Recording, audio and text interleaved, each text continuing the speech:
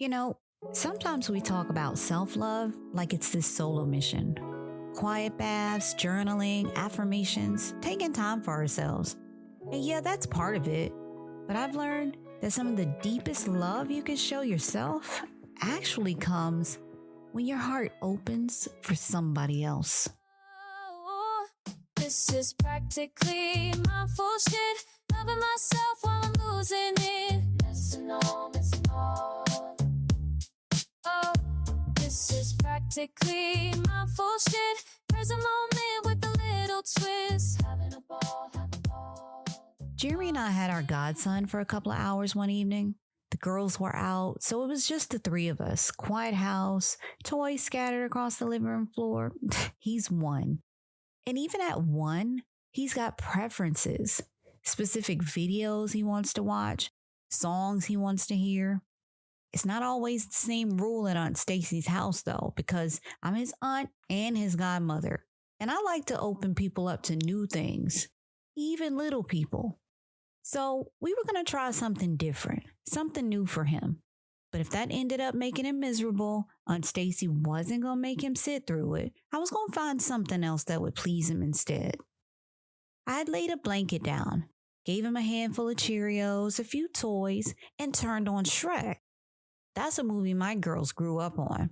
It's fun, musical, something the whole family always loved. He's sitting there, wide-eyed, happy as can be, eating Cheerios and watching this big green ogre come to life. Then that part comes on, the one where the townspeople are expecting Shrek, and he lets out that big yell, and my godson freezes. His joy turns to shock. His little face pauses, mid-smile, mouth open, but no sound. That silent cry that comes right before the tears. Jeremy says, "Look, he's crying." And when I look at him, I feel it. His fear, his confusion, that what just happened moment. And my heart just opens. That quick, instinctive compassion, that rush to comfort him, it poured love right back into me. Because in showing him compassion, I was giving love to myself. That's what we don't always recognize. When we see someone's pain and turn away, we don't just withhold love from them, we block it from ourselves too. We talk about how if we give, God will give it back. But maybe we need to change what we expect that to look like. It's not always money for money, kindness for kindness. Sometimes it's the peace that comes from knowing your heart stayed soft. Sometimes it's the feeling that you're aligned, that love is still moving through you, not hardening in you. That moment with my godson reminded me love doesn't just show up when everything's easy and sweet. It shows up when we choose empathy over irritation, compassion over indifference, softness over shutdown.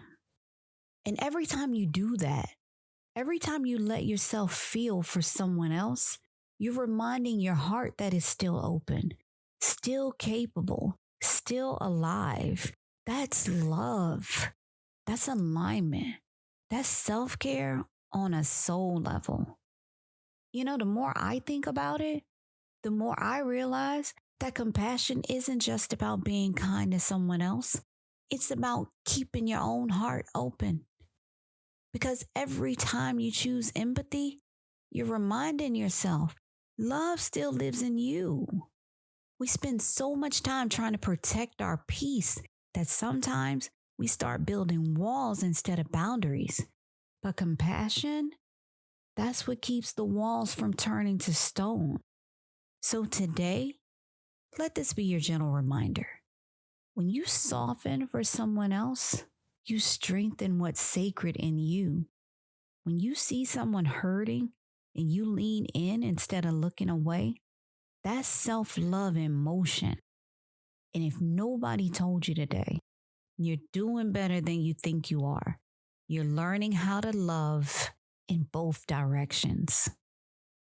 That's it for today's PMS episode. I'm Stacey, because really, mindfulness shows up in the everyday, the small, simple things that end up being the most profound. Until next time, pour it, sip it, breathe it, live it. It's practically mindful shit.